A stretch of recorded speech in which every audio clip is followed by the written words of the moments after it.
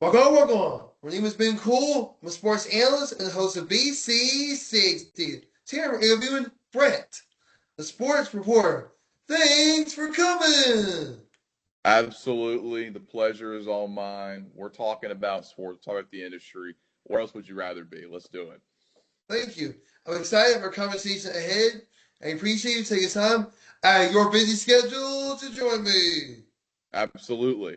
Same with you. Again, I know we talked about it beforehand, but you're doing great stuff. You're working hard. And every time I see you, you're always posting these interviews and you're pursuing, you know, Brandon Shane Entertainment, and you're doing something that I've never seen, and I love that because you're taking your passions and you're pursuing it. So keep it up, brother. Keep it up, man. Thank you. I have a few questions for you. Let's do it. How you prepare before going on air? Well, it just depends on the day.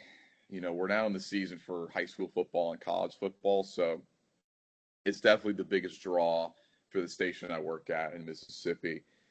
It's a lot of prep. It's a lot of I was really doing this yesterday, figuring out what games we're going to go to, making sure people know how to shoot these games, writing the scripts, getting the voiceovers ready, and then putting it all on air right before a deadline. So no matter what you do, there's always going to be some sort of deadline depending on the sport you cover. So it's all about making sure getting stuff in before the show starts. So logistically, it can be a lot. It's a lot of fun, but it can be a little bit stressful with figuring out, all right, how can we maximize our time to have a good product on air? With the football season, especially, it's a lot of highlights, it's back to back to back to back to back. So making sure we have the right players' names, the right schools, the right graphics, everything. 90% of what you see an on-air talent doing is the behind-the-scenes work. It's not the 90% of the time on air. No, it's not true. The 10%, that's that payoff during the show that you can get from the 90% you do beforehand. So it's a lot of work behind the scenes logistically, but that payoff is well worth it. And how I prepare before going on air is just practicing. Oh yeah, it's all about it's reps. It's all about getting better and better and better. I look at myself from a year ago because I've been here about a year. I mean, you just look, you think you're not improving. Like, obviously, you're wanting to improve, but you don't see it until a full year before. And you're like, man, like, I'm a lot more comfortable on air. The audience can actually listen to me more. I'm not like static. So it's all about growth in this business. Any special routine? Any special routine? Um, like a pregame ritual. I would say I mean, I just always make sure I reread certain scripts every time. Like if I can, I'll make sure it's written. And right before we go on air, I'll do a quick reread and then go. Because again, I want to be as prepared as I can. I think about my cadence. I think about how I want to say things. If I want to do something.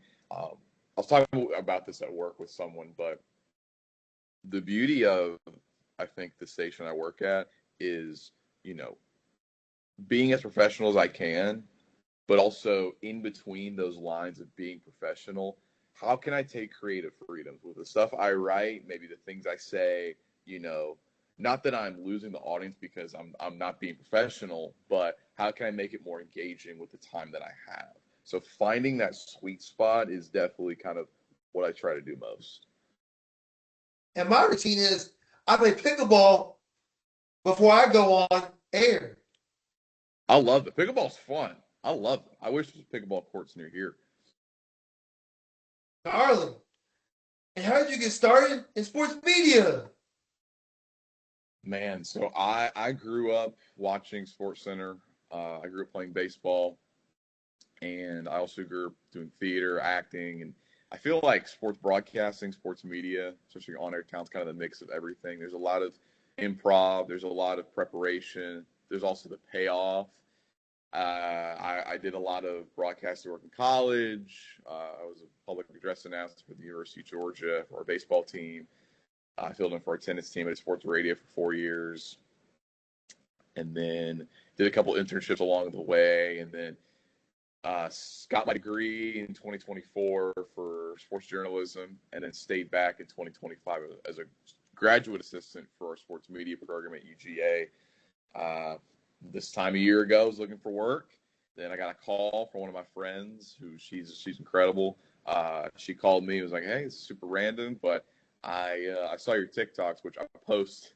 I post on TikToks basically just like on every day, just like sports stuff. Just again, kind of going back to getting reps. Anyways, she said she saw my TikTok from a couple months ago about trusting God's process, trusting His plan, and getting you know work. And she called me. She's like, "Hey, it's so random, but I know you've been looking for work. We have a spot open here at our station. I think it could be for you." And she's very big in her faith as well. So I figured, I've been applying for months and months and months, and really it's just hard getting work here. And she said, like I think it could be for you. So I took the job, and it's been a journey ever since, and I've loved it, and it's been a full year, and it goes by like that. So I just really that's kind of how my journey's been, and I'm just excited to keep growing and learning. How I got started is looking at different Hornets highlights, and I knew the stuff I wanted to do. Mm-hmm. Exactly. It's all about finding, like you said, your niche, your growth, the ways you can grow. So I love it. I love it. Thank you. And what is your favorite memory from your first role? Favorite for my first role, um, hmm, I'll go from this year for like my I guess my first role, because my first like full time job. 'Cause the other stuff was like part time or internship. So my favorite memory, man, there's a couple. I would say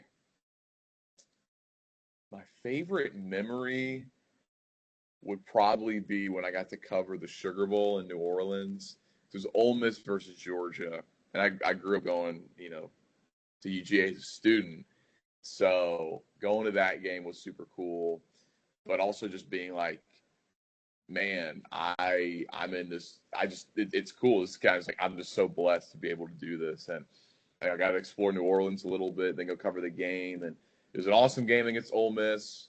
Even though Georgia lost, it was so much fun, and being able to kind of witness that history for Ole Miss and be in that room and covering it, and things that you would wish you could do as a fan in college football. Like I wish I was on the sideline. I wish I was doing this, and to have that experience I did, and to have a lot of people who I knew just from the industry there, it was a really special moment. And I get to do it all again with college football and high school football in a couple weeks. So it's just I'm excited for the next year. But man, that day in Ole Miss versus Georgia and New Orleans was really special.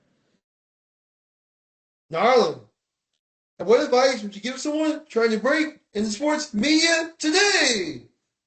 Comparison is the thief of joy. If you're comparing yourself to others, you're not going to grow. You're just going to put yourself in a worse spot, because you're on your own path. Like everything you do, whether it's you're doing an interview right now, you're posting on social media, you're putting in the work, that's what's going to get you further than someone else. You don't need to compare to someone who says, "Oh, I have more followers, I have this label."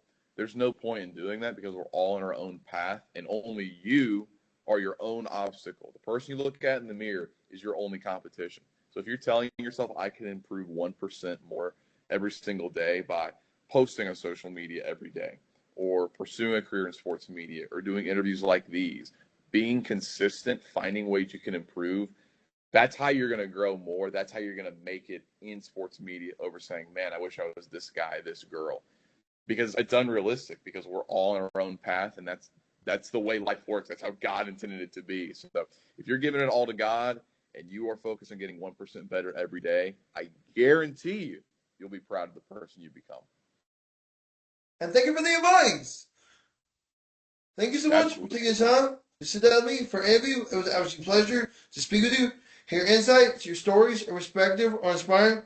Grateful for the opportunity to learn from you. Absolutely grateful to talk to you. I wish you the best. I know you're killing it. You're crushing it. So thank you for having me.